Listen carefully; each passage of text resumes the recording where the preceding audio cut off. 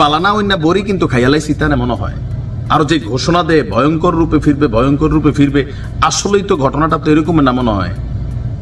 কালকে যে হাসনাত আব্দুল্লাহর উপর ঘটনাটা ঘটছে, কারা ধরা খাইছে, আমি একবার কইছিলাম যে দেখবেন পিছনে ছাত্রলীগ যুবলীগ এগুলা বের হয়ে আসছে 4 জন গ্রেপ্তার, তবে আলোচনায় আরেকজন আছে। তো কোন 4 জন গ্রেপ্তার এটা একটু আগে জানাই। তবে তারা কিন্তু মেইন খিলাড়ি না। আল জাজিরার সাংবাদিক জুলকারনাইন শাহের কিন্তু আরেকজনকে মেনশন করছে। তবে পুলিশ যাদেরকে আটক করছে এদের মধ্যে হচ্ছে গাজীপুর মহানগর যুবলীগের সদস্য মোহাম্মদ নিজামুদ্দিন এবং কাশিমপুর থানার শেখ রাসেল শিশু কিশোর পরিষদের সভাপতি মাসুম আহমেদ দীপু, ভিন্ন একজন ক্যারেক্টার যার নাম হচ্ছে নাসির মোরল।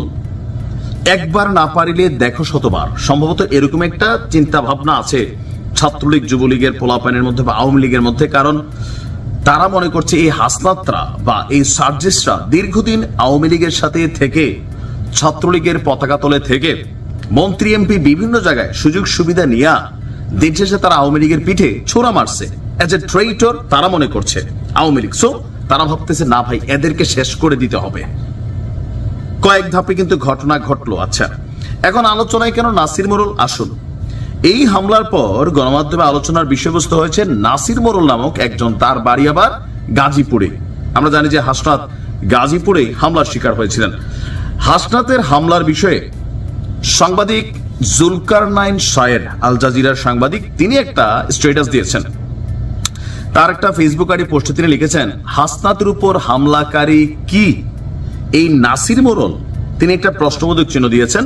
এই সময় তিনি তার পোস্টের কমেন্ট বক্সে নাসির মোরলের বিভিন্ন পোস্টের স্ক্রিনশট শেয়ার করেন।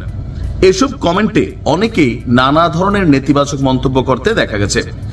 তো ফেসবুকে নাসির মোরলের নামে ভেরিফাইড আইডিটা ঘুরে দেখা যায় বঙ্গবন্ধু শেখ হাসিনা সহ আওয়ামী লীগের বিভিন্ন নেতাদের সঙ্গে থাকা ছবি, দলীয় পদবি লেখা আছে সাধারণ সম্পাদক গাজীপুর জেলা ছাত্রলীগ। আমরা আসলে ওই যে সাংবাদিক জুলকারনাইন শাহের তিনি কেন আসলে এটা লিখলেন বা তার এই পোস্টের সাথে পদবীর সাথে তিনি কেন খুঁজে পাইলেন যে এখানে কেউ, ওই যে এখানে কয়েকটা পোস্ট আছে, যেমন এটা নাসির মোরলের এলাকা, একজন লিখছেন যে এখানে সমন্বয়ক যাওয়া নিষেধ, যদি আসেন এইভাবে আপ্যায়ন করা হবে, ধন্যবাদ, আবার আসবেন।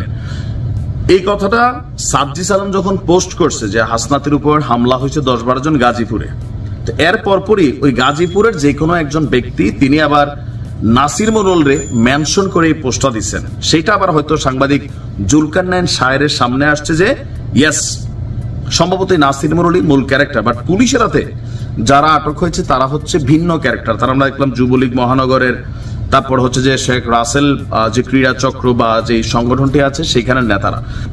হাসনাতদের ইস্যুটা আসলে কতটুকু সিকিউর ইনসিকিউর, এটা একটা প্রশ্ন আমরা গতকালকে দেখছি। এই ঘটনার পরে সারা বাংলাদেশে তাদের যারা সমর্থকরা আছেন, ফ্যান ফলোয়াররা আছেন, তারা এটা নিয়ে তীব্র প্রতিবাদ জানিয়েছেন, বিক্ষোভ চলছে, মশাল মিছিল চলছে, এনসিপির কার্যালয়ের সামনেও ঘটনা ঘটছে।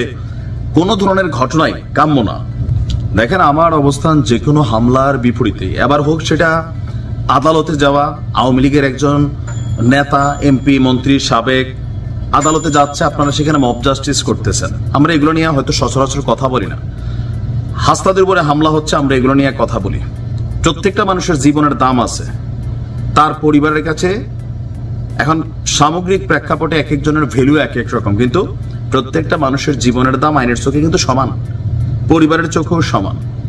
এবার এই হামলা হাসনাতের উপর হোক অথবা প্রত্যন্ত অঞ্চলে ছাত্রদলের একজন কর্মীকে পিটিয়ে মাইরা ফেলা হোক, ছাত্রলীগের একজন কর্মীকে পিটিয়ে মাইরা ফেলা হোক, অথবা চোর সন্দেহে যে কোনো একটা মানুষের মব জাস্টিসের মধ্যে মারা হোক, অথবা আদালতে থাকে একজন আসামিরে ধৈরা পিটানো হোক, সবকিছুই আইনের চোখে কিন্তু অপরাধ।